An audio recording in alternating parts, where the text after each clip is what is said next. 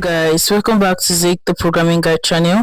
My name is Beatrice, and in today's video I'll be showing you how to see your YouTube music recap. So as you all know, people are started posting their YouTube recap of all the music, all their best January, the best artists of the year, and a lot of that on their WhatsApp status and other social media platforms as well too. So I'll be showing you how to do that, and if yours is not showing, I'm going to show you how to fix that as well.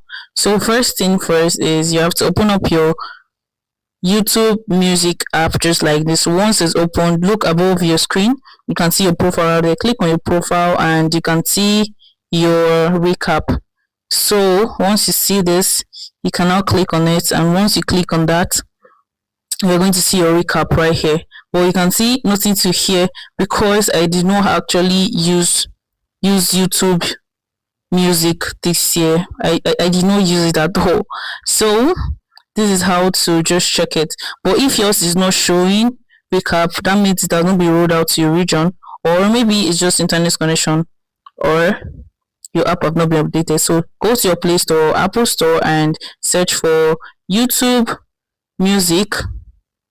Once you search for that, you try to update your app. So you can say I have an update. So once it's updated, you wait for it to update.